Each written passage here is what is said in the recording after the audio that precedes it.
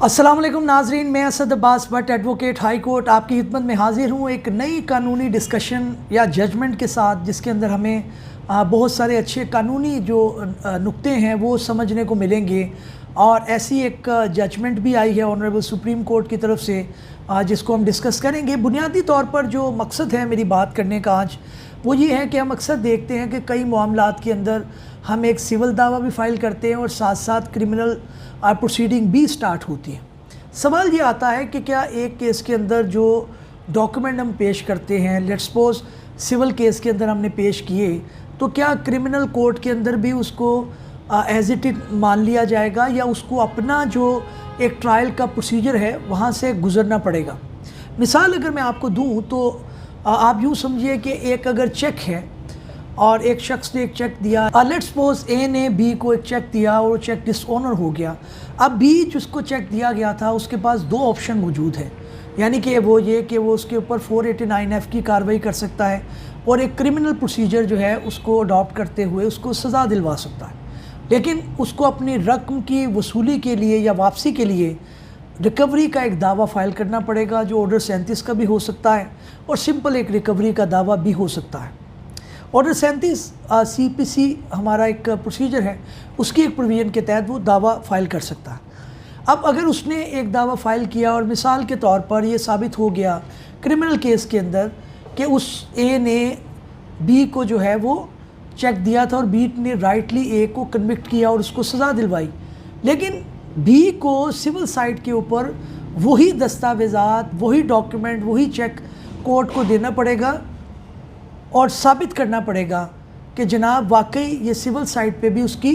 एक रिकवरी। सिर्फ ऐसा नहीं है कि ए जो है बस ये समझे कि सिविल साइड पे या क्रिमिनल साइड के ऊपर उसने अपना केस साबित कर लिया तो दूसरी साइड पर उसका केस ऑटोमेटिकली साबित हो जाएगा। दोनों जो प्रोसीजर हैं उनकी रिक्वायरमेंट मुख्तलिफ है और दोनों के अंदर उसको अपने शवाहिद पेश करने पड़ेंगे और क्रिमिनल साइड के ऊपर CRPC के मुताबिक और सिविल साइड के ऊपर CPC के मुताबिक अपने उस डॉक्यूमेंट को साबित करना पड़ेगा, तब जाकर उसको दोनों साइड पे रिलीफ मिलेगा। ये बहुत ही पॉसिबिलिटी में से है कि हो सकता है कि क्रिमिनल साइड के ऊपर वो सज़ा दिलवा दे लेकिन सिविल साइड के ऊपर वो अपने पैसे रिकवर ना करवा सके। आपके ज़हन में सवाल आ रहा होगा कि क्रिमिनल साइड के ऊपर जब साबित कर दिया तो रिकवरी साइड के ऊपर जो है वो क्या ज़रूरत है कि वो अपना केस साबित करे या एक दावा फ़ाइल करे। तो आपको बताता चलूँ कि क्रिमिनल साइड सिर्फ सज़ा देगी, पैसे रिकवर नहीं करवाएगी। वो एक अलग बात है, प्रेशर के अंदर आकर जो बी पार्टी है या ए पार्टी जिसने पैसे देने हैं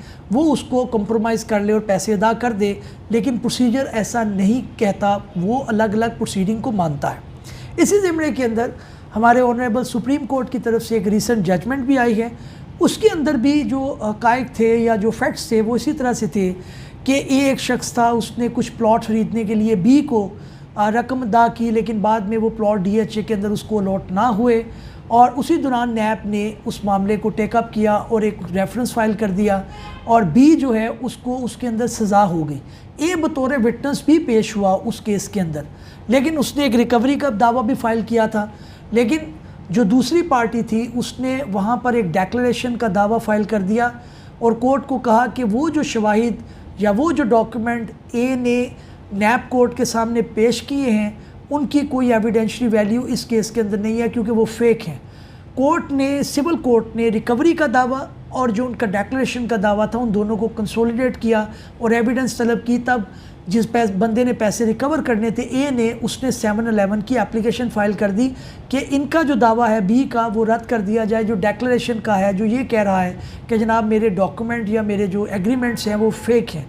कोर्ट ने उसको रद्द कर दिया और कोर्ट ने कहा नहीं, आप इस केस को चलाएं। मामला हाई कोर्ट तक गया और फिर ऑनरेबल सुप्रीम कोर्ट तक आया और ऑनरेबल सुप्रीम कोर्ट ने उसके अंदर जजमेंट दी कि केस को अपने मेरिट पे डिसाइड होना है, अगरचे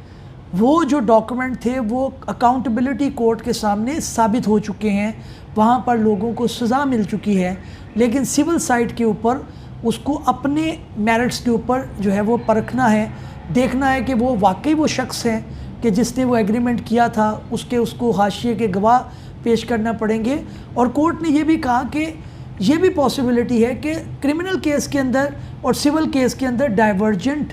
जजमेंट आ जाएँ, दो मुख्तलिफ जजमेंट आ सकती हैं। तो इसलिए हर केस को जो क्रिमिनल है उसको अपने मेरिट पे डिसाइड होना है और सिविल को अपने मेरिट पे डिसाइड होना है। इस चीज़ से कतई नज़र के दोनों में एविडेंस जो है वो सेम है। जजमेंट का मैं आपको जो है वो कवायद बताता चलूँ। आज ये जो है सैयद मंसूर अली शाह साहब ने और सैयद हसन अख्तर रिजवी ऑनरेबल जस्टिस हमारे, उन्होंने दी है और पटिशन नंबर है civil petition number 2000 L of 2020 और इसका टाइटल है Salman Ashraf versus additional district जज लाहौर और इसकी डेट ऑफ हियरिंग है 25 और 26 मई 2023 को। अभी ये साइटेशन कोर्ट नहीं हुई, यानी PLD वगैरह में ये नहीं छपी है, लेकिन ऑनरेबल सुप्रीम कोर्ट की वेबसाइट के ऊपर ये अवेलेबल हैं। वो लोग जिनको कन्फ्यूजन रहती है कि सिविल केस के अंदर और क्रिमिनल केस के अंदर एक ही एविडेंस चलेगा, एक केस के अंदर साबित हो गया तो दूसरे में साबित करने की ज़रूरत नहीं है, ये उस एम्बिग्विटी को, उस जूम को, उस मिसकंसेप्शन को ख़त्म करती है। बहुत अच्छी एक जजमेंट है। उम्मीद है कि हमारे जो लॉ के स्टूडेंट हैं, हमारी जो ऑडियंस है, हमारे जो देखने वाले हैं, उनको ये पसंद आएगी। आपका भी कोई क्वेश्चन हो तो आप उसको कमेंट बॉक्स में लिखिएगा, हमारी टीम उसके मुतालिक हमें आगाह करेगी और हम उसके अंदर वीलॉग बनाएंगे। इस उम्मीद के साथ कि हमारी ये काविश आपको पसंद आई होगी। किसी नए वीलॉग में किसी नई कानूनी या आईनी इन्फॉर्मेशन के साथ आपकी खिदमत में हाजिर होंगे। तब तक के लिए इजाज़त दीजिए। अल्लाह हाफिज़ और चैनल को सब्सक्राइब करना मत भूलिएगा। Thank you very